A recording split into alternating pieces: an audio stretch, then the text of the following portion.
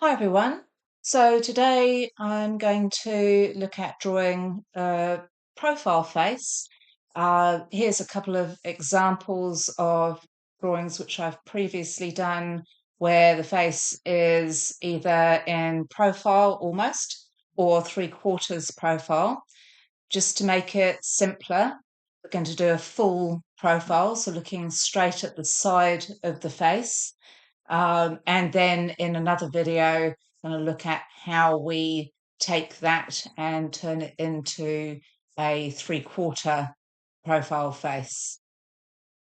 So as in the video which I made of how to place features on a front-facing face, we still keep to a lot of those same rules. So the eyes are halfway down the face, and the other features are at those levels, so we can use that as a bit of a guide for how we draw our profile. So to start off with, I'm going to just draw a face like this, as if it's a front-facing picture, because that helps me to line up where things are going to go. We have the eyes about halfway down. I'm going to check that.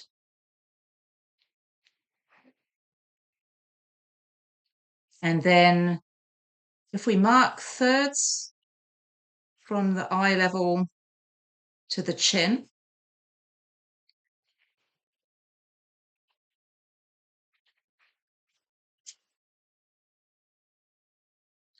then we have the nose slightly lower than that third and the lip line slightly higher, about those other two lines there. These are generalizations. Obviously, every face is different, otherwise we wouldn't recognize people, but it helps just to get established average rules, and then it means that when you look at various faces, that it becomes more obvious where to change things.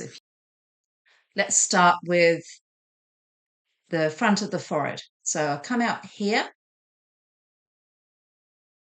above the hairline, and forehead comes down relatively straight.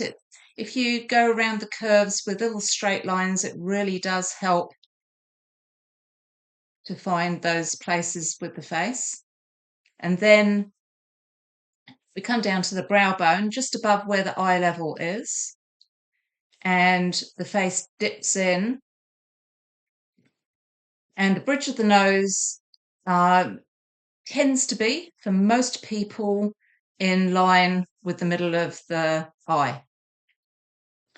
And then the nose comes out from here. Again, I'm going to say that average rule exists. So all noses are different. Some noses come out at different angles. Also, that line of the nose may not be straight. It may dip down. It may dip out. It may curve out.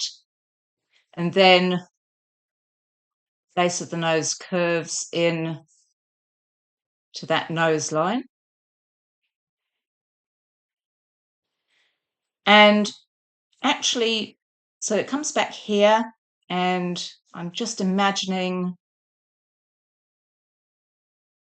the outside of the nostril being set back slightly further than that bridge of the nose. And then coming out to here, again, sort of about halfway. And the top lip goes out at an angle. Here's that lip line. Just going to mark that just in there. And the lip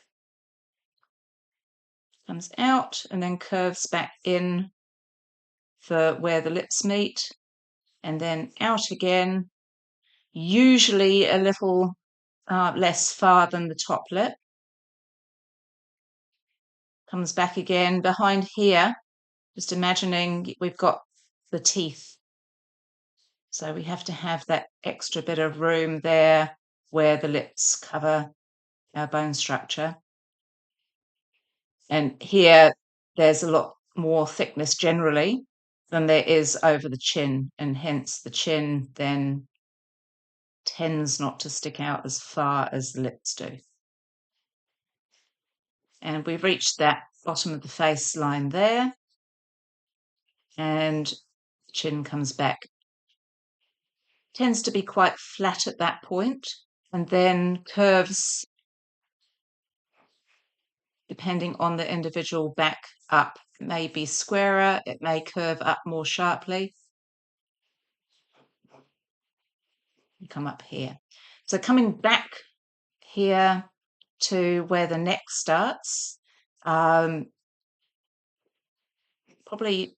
measure twice the nose, and you can imagine that the neck line starts around about that point. Okay, so back up to the eye level. So that's the center of the eye. Imagining the nose, that the eyes aren't going to start right forward here. And by the nostril, there's the curve of your cheek, and then that comes around actually to where we see the front of the eye. So there's the curve of the cornea, the outermost part of the eye, and the iris. And our top lid comes down more of an angle than when you're looking straight at the eye from the front. So there's a foreshortening effect as it moves around here. And then bottom of the eye. And often from the side view, you'll see where the eye curves around, you just see the tear duct just appearing in front of the cornea here. The iris is very flat ellipse. And then where that brow bone is there, we've got our eyebrows starting here. Again, foreshortening that first part of the brow, the curve up to the height of the brow, and then slightly longer as it curves around your face. There's less foreshortening as we're looking at the side there. And then here on the nose, we've got the nostrils. Just a little curve in there.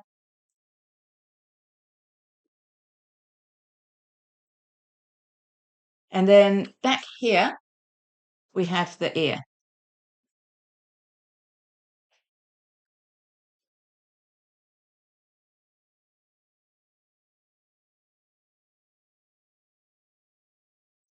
So a good way of counting is from the front, from the bridge of the nose to the back of the eye.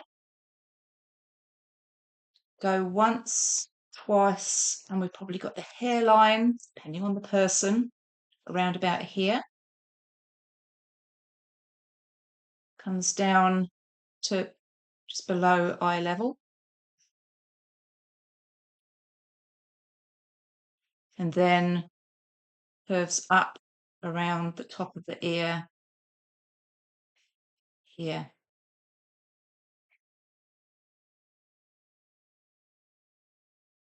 Got a big curve around the top of the ear, and then generally comes in and then just curves out and around again a little bit for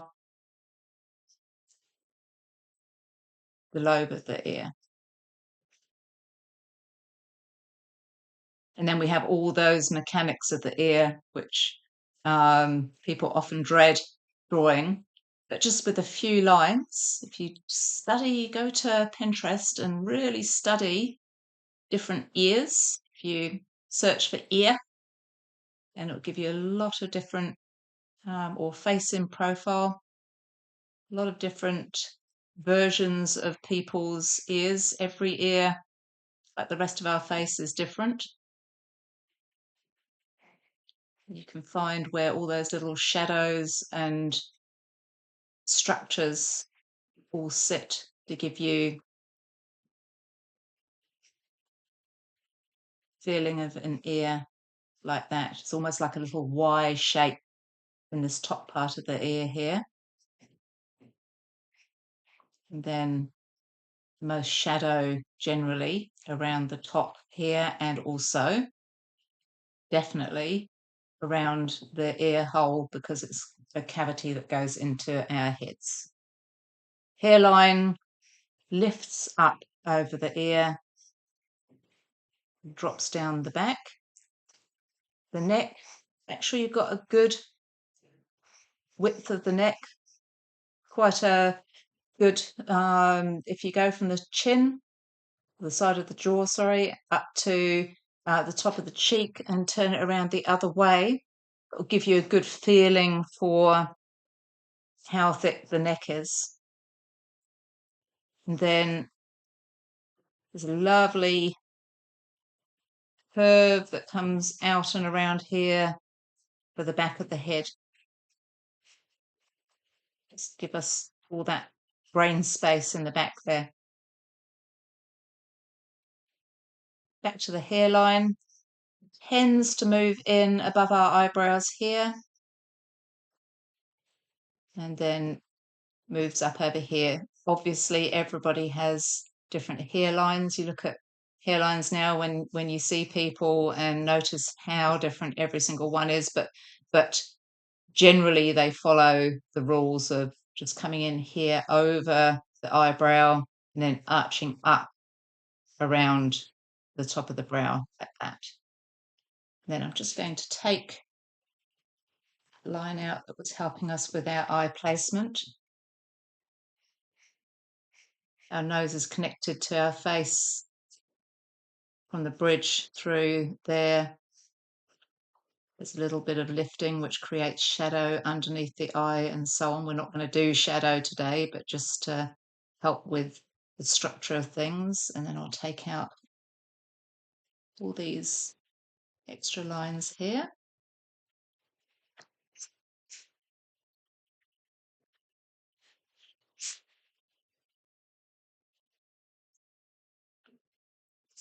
And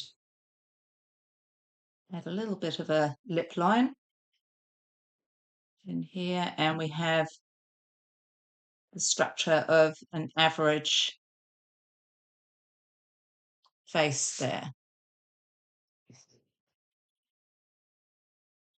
I hope you enjoyed this video. If you found it useful, please like and subscribe.